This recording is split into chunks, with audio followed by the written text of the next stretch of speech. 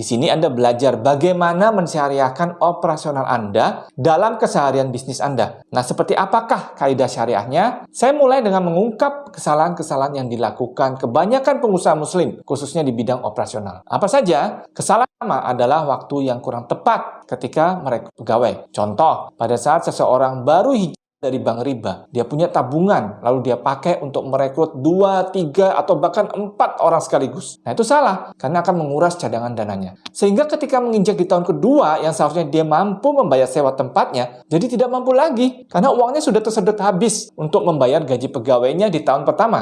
Padahal bisnis stabil, belum bisa menghasilkan omset yang baik. Namun, akhirnya terjadi kekurang tepatan, sehingga pegawainya harus di-PHK. Ini salah, ya. Hubungan dengan pegawai itu sifatnya jangka panjang. Jadi, Anda harus memberikan kepastian kepada orang lain yang bekerja untuk Anda. Anda itu menjanjikan masa depan yang lebih baik untuk mereka. Kenyataannya, malah mereka seperti dipermainkan, ya. Itu tidak boleh terjadi bagi seorang pengusaha. Kesalahan kedua adalah membuka toko tidak pada tempatnya. Misalnya berjualan di area umum, menjual di atas trotoar. Pejalan kaki kan butuh melewati tempat tersebut, bukan?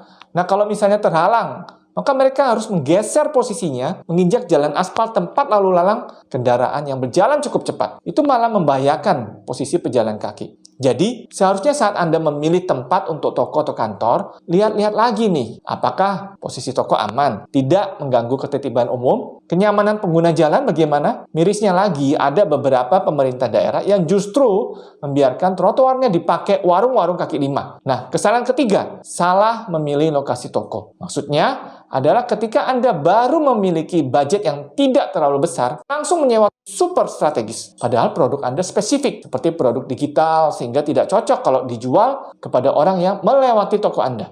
Kalau memang produk Anda minimarket atau warung kelontong, boleh-boleh saja. Jadi Anda harus perhitungan. Kalau sudah keluar uang segini untuk membayar sewa tempat, buatlah target misalnya 6 bulan untuk menutup biaya sewa tersebut. Jangan sampai Anda jor-joran, habiskan tabungan hanya untuk membayar mahal nilai strategisnya, dan Anda juga tidak gigih berjuang untuk mendapatkan yang tinggi, sehingga akhirnya Anda bangkrut. Nah, kesalahan keempat, Anda menyewa toko pada orang yang salah, yang sebetulnya bukan pemilik bangunan. Kasus ini sudah banyak terjadi ke teman saya di Jakarta. Dia bayar sewa ruko di Padang, sampai dia ke sana tidak ketemu pemiliknya.